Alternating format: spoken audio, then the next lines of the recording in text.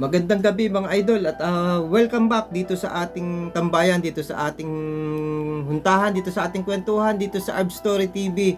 At muli po ako ang inyong kaibigan na maghahatid ng mga karanasan ko, mga napagdaanan ko at mga nakatulong sa akin kung paano ako gumaling sa sakit natin na GERD, acid reflux, anxiety, depression, panic attack at iba pang mga kondisyon na mga komplikasyon ng sakit nating GERD.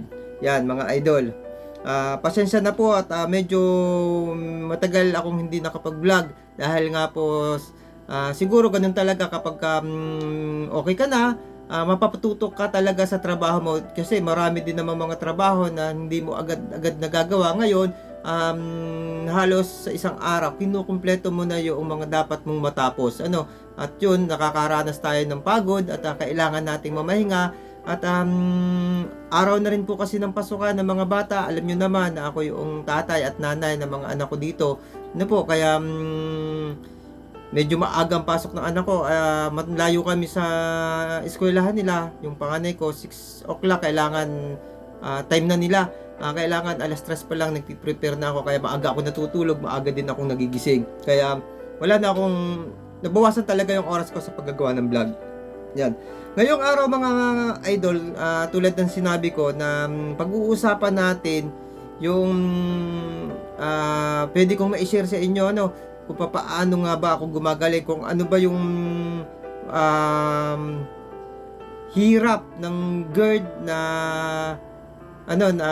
dahilan ng hirap ng GERD, kung bakit ang hirap nitong alisin o pagalingin, at ano yung paraan para malampasan natin ito, nakatulad ko din naggumaling sa GERD. Yan ang ating pag-uusapan mga idol. At syempre, samahan nyo ako hanggang sa huli at sa kwentuhan. Gabi mga idol, welcome back dito sa ating tambayan, dito sa ating huntahan, dito sa ating kwentuhan, dito sa Arb Story TV. Yan. Maraming mga video na napag-usapan na natin yung tungkol sa paggaling, pero hindi naman lahat natakel. Kasi nga sabi ko nga po mga idol, wala akong script para ibahagi sa inyo kung ano lang yung naaalala ko, kung ano lang yung pumasok sa aking isipan na ginawa ko, kung paano ako gumaling. Yun yung aking isi-share sa inyo. Ngayon mga idol, habang nagmumuni-muni ang inyong kaibigan, naalala ko na meron pang dapat akong ma-share sa inyo kung paano nga ba ako gumaling, kung ano nga ba yung dahilan ng pag-atake ng GERD na mahirap. Yung atake ng GERD na ang hirap-hirap lusutan. Bakit pabalik-balik yung GERD? Bakit parang sa palagay nyo ay hindi kayo gumagaling kahit umiinom kayo ng mabibisang gamot na ireneseta ng ating doktor? At ano naman yung posible na gamot, o ano naman yung posible na dapat nating gawin para malusutan to? Yan. Una mga kaibigan, sa sakit na GERD, syempre napag-uusapan natin yung hirap dito. Alam na natin yan, common na sa atin yan, matagal na tayo nagkukwentuhan tungkol dyan. Yung dahilan na sinasabi ko na medyo nagpapahirap sa atin, yung stress talaga mga idol. Yung stress, mahirap siyang labanan kasi common sa ating katawan yung may stress, lalo na nga sa panahon natin ngayon. Modern na tayo. Unang-una, yung ating tummy, yung ating tiyan, yung ating stomach, mahirap siyang alisan ng stress sa pamamagitan ng pagkain. Kasi nga, halos lahat ng kinakain natin ngayon nakaka-stress sa ating stomach. Kaya yun, kapag hindi mo talaga pinag-aralan kung ano yung mga pagkain na nakakaalis ng stress o hindi nai-stress, hindi naman pwede nakakaalis ng stress kasi lahat ng pagkain may stress, kasi tutunawin yan, may pagkapagod yung ating sikmura. Ngayon mga kaibigan, ang kailangan natin dyan, yung makakatulong na hindi basta-basta ma-stress yung ating tiyan. Kaya kailangan natin dyan mag-research. Ano ba yung mga pagkain na hindi nakaka-stress? Yun yung kakainin natin sa tuwing ma-atake yung GERD. Kasi ang nangyayari sa atin, ito, pawang katotohanan lang ito mga idol. Ano, kapag meron tayong problema sa stomach, may problema tayo sa GERD o acid reflux, umiinom tayo ng gamot, pero yun pa rin naman yung ginagawa natin, yung pa rin yung kinakain natin, yung pa rin yung mga practice na nakasanayan natin. Ano, yun din yung ginagawa natin sa pamumuhay natin. Kaya medyo nahihirapan yung gamot na pagalingin yung sakit natin. Kaya minsan makakaramdam tayo sa unang gamot, may ginhawa. Pero sa mga ilang araw, bumabalik muli at nahihirapan muli tayo na parang hindi na nawala yung sakit natin. Ano, ito ay karanasan nating lahat mga idol. Yan. Ang isa pa mga idol na dahilan kung bakit mahirap pagalingin yung GERD, minsan hindi natin alam kung ano talaga. Marami nagko-comment na hindi nila alam kung ano pa yung gagawin nila. Ano? Kung ano ba talaga yung sakit nito, bakit ganito kahirap. Ang isa pa mga idol, problema. Ano? Kasi ganito yung sinabi ko na sa inyo kanina, uminom tayo ng gamot, nabigay ng doktor, sa unang pag-inom natin ng gamot, o unang araw, mga ilang araw, nakaramdam tayo ng ginhawa. Nakaramdam tayo ng pagbabago na ginhawa para sa ating kalusugan sa sakit natin na acid reflux. Pero, pa ilang araw, bumalik muli, nagpapahirap muli, hindi na naman tayo komportable sa ating pakiramdam. Doon pumapasok, ito sample ito mga idol doon pumapasok minsan yung problema. Pinuproblema natin mismo yung sakit natin. Hindi natin alam na kapag ginawa natin yon, kapag pinag-iisip natin, lalo na kung negatibo, hindi natin alam na lalo nating pinalalala yung kondisyon ng acid reflux. Ano? Either na meron tayong ibang problema na pumasok, stress yun na ano sa atin. Kasi yung stress, pag dinagdagan mo ng stress, super stress, mas mahihirapan tayo. Ano? Kaya mahalaga talaga yung research.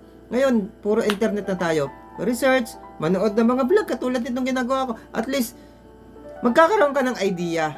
Yung idea yun, makakatulong sa atin, sa inyo. Yun din po kasi yung ginawa ko at nakatulong sa akin. Ano po? Hindi po ito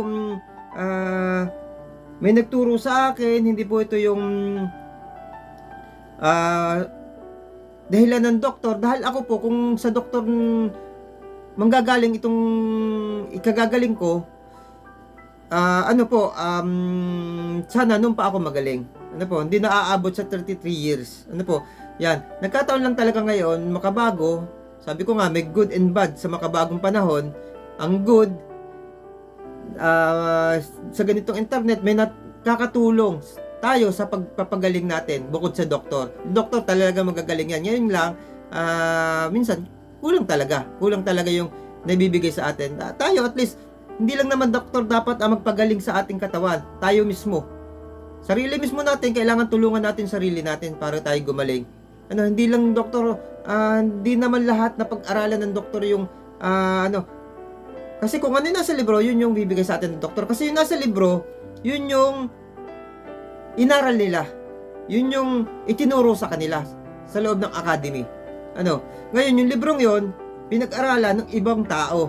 Ano, ngayon, malaki ang maitutulong ng katulad namin mga nagbablog kasi karanasan namin to. May ebidensya. Ang ebidensya ko, ako mismo.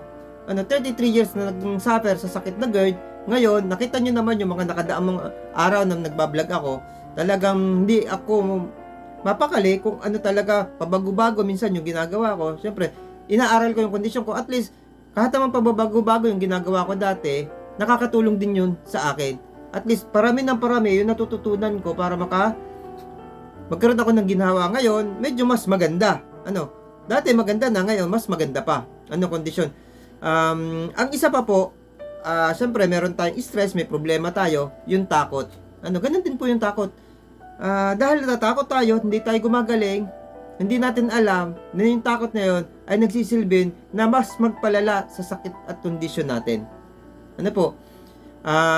Kung ganun po, alam na natin na ang malaking dahilan ng hindi natin paggaling sa sakit natin, kahit nga po ata ibang mga karamdaman ganun din. Ano po, itong stress, problema at takot. Ngayon, kung alam na natin, at least kahit pa paano, magkakaroon tayo ng pagkakataon na iwasan yung mga bagay na yan.